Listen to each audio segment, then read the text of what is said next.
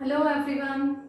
In physics classes, we are doing unit atoms and nuclei. In previous class, we have discussed nuclear reactions and our today's topic is nuclear reactor. In nuclear reactions, we have discussed nuclear fission and nuclear fusion. Nuclear fission, the chain reaction was there. Today, nuclear reactor. It is a bulky device. It is a heavy device used to conduct the nuclear fission chain reaction. So let's start. Firstly, I have already told you it is a bulky device used to generate high energy using chain reaction. You know very well in nuclear fission chain reaction, in one reaction approx 200 mega electron volt energy is going to be released. And you also know the chain reaction is getting 3 times multiple in every step. Because firstly, when a neutron is interacting with uranium, it is producing 3 neutrons.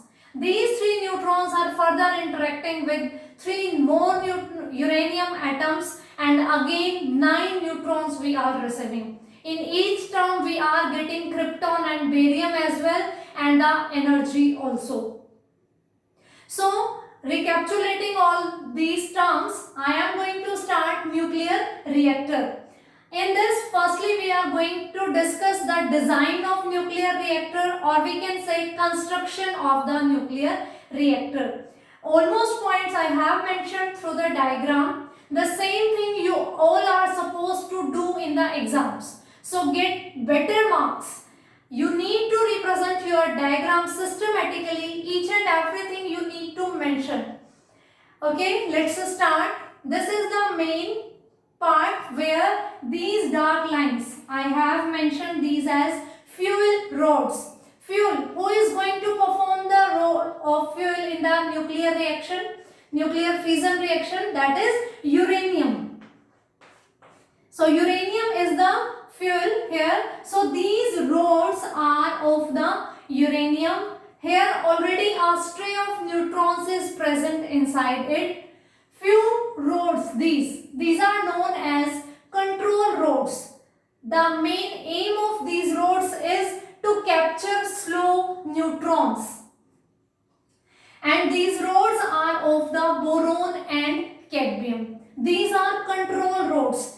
In our previous class, we have discussed in the chain reaction that at every step neutrons are producing their 3 times multiple of their previous stage. Very firstly, when one neutron was interacting with uranium, 3 neutrons were produced there. Then those 3 neutrons were interacting with 3 more uranium and producing 9 neutrons.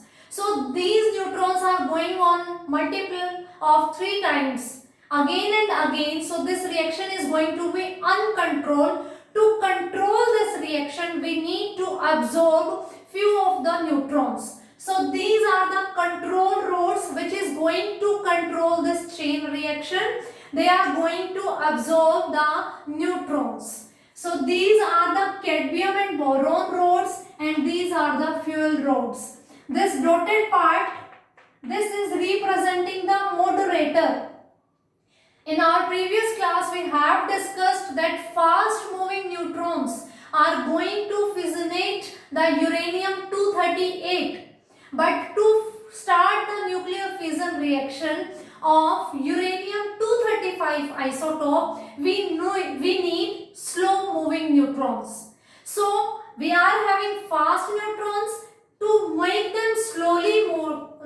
them to move slow, we need moderator. An example of moderator are heavy water, graphite, deuterium, paraffin wax, etc.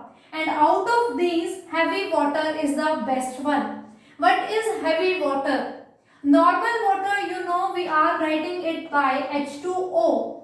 Heavy water is written by the symbol D2O. The only difference is here we are using deuteron in replace of proton. So this D2O is heavy water. The difference is in replacement of this hydrogen atom, this proton, we are using deuteron here. This is heavy water. This is playing the role of moderator. These moderators are rich in protons. So when fast moving neutrons are coming here, these are colliding with moderators which are rich in protons. When a collision is there, their energies are going to be exchanged, and this exchange will make the neutrons to move slow. Because to start the nuclear fission reaction by uranium-235 isotope, we need slowly moving neutrons. But from chain reaction, we are getting fast moving neutrons. To make them slow, we use moderator. Example of moderator are heavy water, graphite, deuterium and paraffin wax. Heavy water is the better one and its symbol is G2O, and the difference between normal water and heavy water is proton is replaced by the deuteron. They are rich in protons. When fast moving neutrons are colliding with moderator elements, their energy is going to be exchanged and fast moving neutrons will convert it into the slowly moving neutrons, which are helpful to fissionate the uranium-235. We have discussed 3 points. Fuel rods, that is these rods are of the uranium. Control rods, these are of boron and cadmium. These are going to control the reaction, that's why they are known as control rods. In every step, 3 neutrons are producing. We are going to absorb 2 neutrons and 1 neutron will remain free to fissionate the next uranium atom and to continue the reaction. To maintain the control chain reaction, we need control rods. A piston is there. These rods can be moved inside and outside. Their position, how much deeply they are present inside the reactor, they are going to absorb more neutrons. If we are pulling them outside, that means reaction is going to be speedily, less number of neutrons are going to be absorbed. So the motion of this, the position of these rods inside the reactor is going to decide the speed of the chain reaction. I hope control rods, fuel rods and moderator, these are clear to you. Then next is shielding. 2-3 layers are there. During chain reaction, very intense waves, rays are producing there.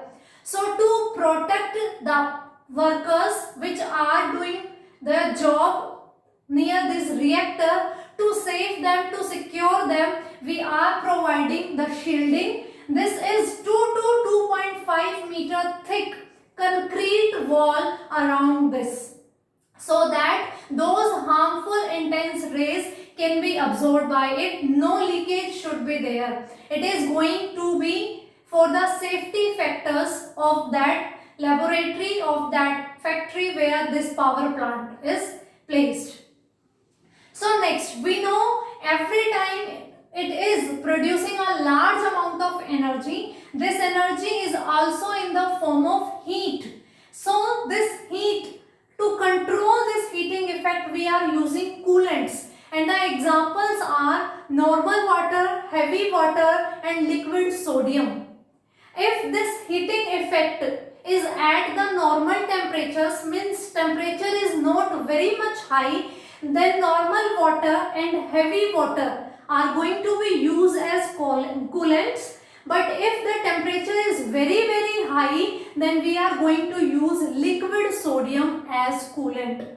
I hope you know very well about the meaning of word coolant. In our cars also, in our vehicles also, we are filling coolants there to reduce the heating effect.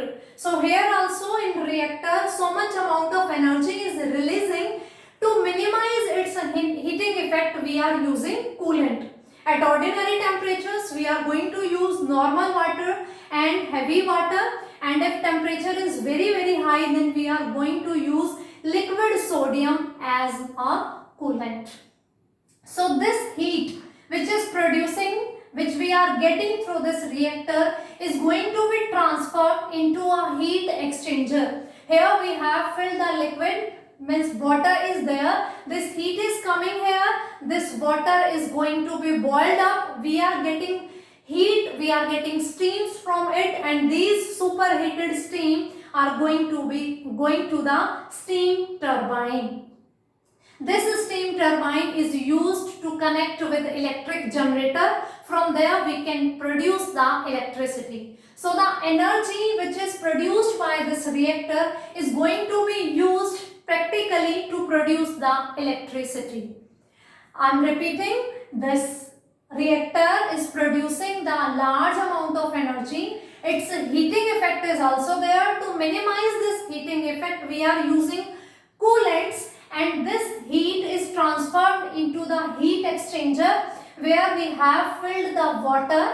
This heat is going to boil this water. We get so much high steamed, superheated steam. These steams are going to transfer the steam turbine, which is going to use to start the generator, from which we can produce the electricity. And this arrangement is for the change of water, because the water filled here is getting boiled using this heat, and this heat is going to be used through this steam turbine. So we need to supply more water. So this is the arrangement to fill the water, and when we are going to stop this working of the reactor, we need to make it empty. Then water inlet and water outlets are there. This is the arrangement for water filling or to make empty this heat exchanger. This steam turbine is going to use the generator. The used steam, means the cooled down steam, is coming again here, and the cycle is going on. The energy producing from this side is used as in the heating form there. So this is all about the nuclear reactor. The construction, you are going to draw this diagram using fine pencil and scale, so that it seems to very good picture, and you need to mention everything there. Then it will require a very small theory to write down.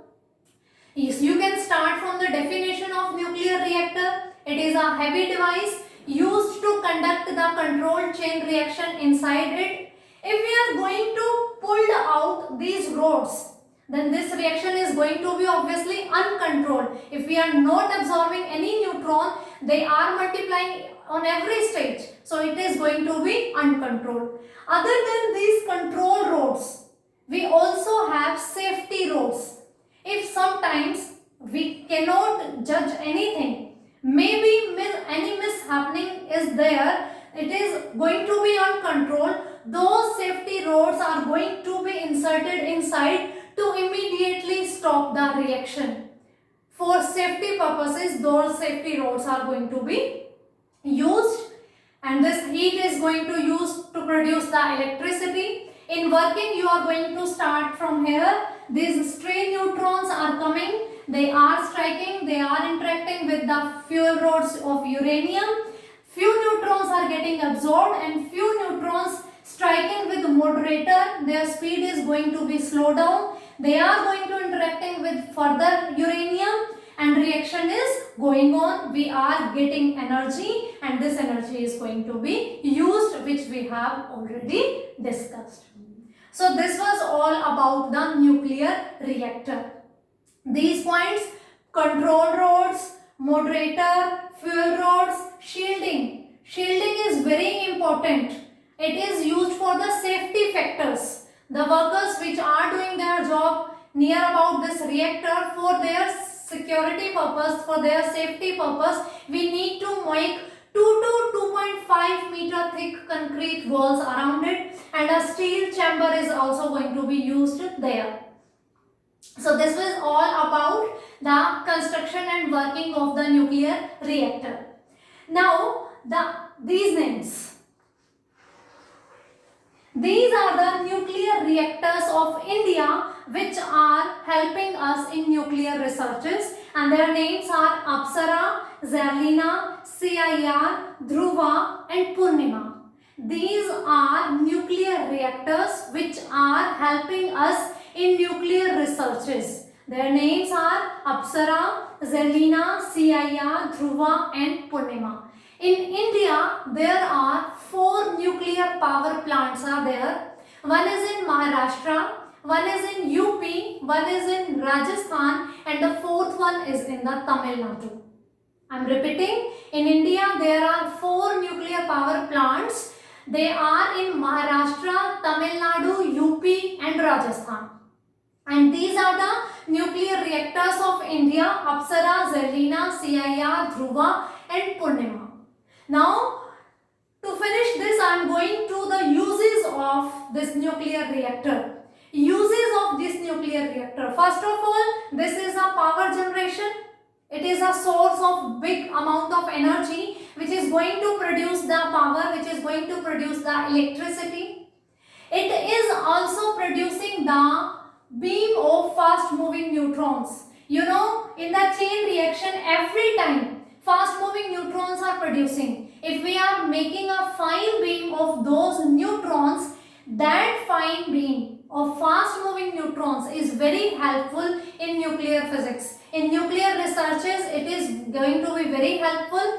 These fast moving neutrons are also helpful in medical life.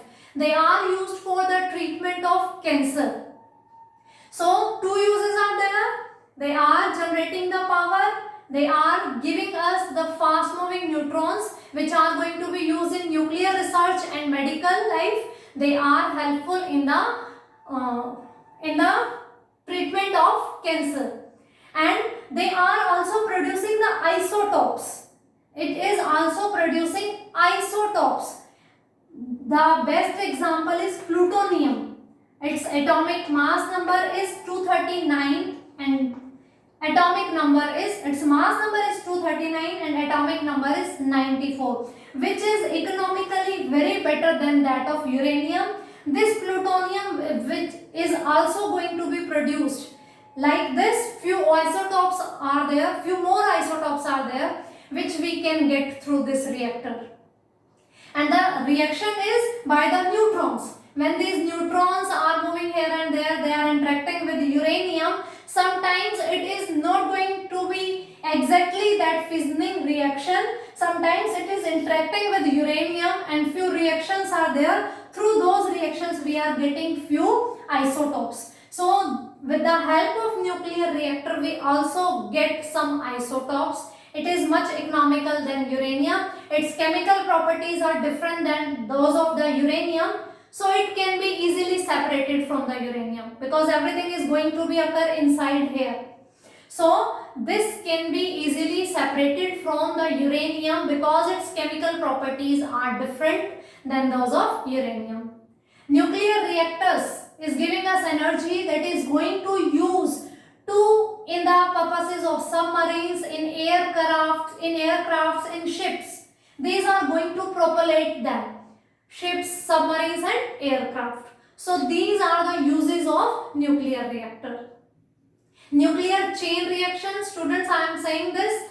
Listen that video again and again and then this video, so that chain reaction and nuclear reactor, both concepts are going to be clear to you.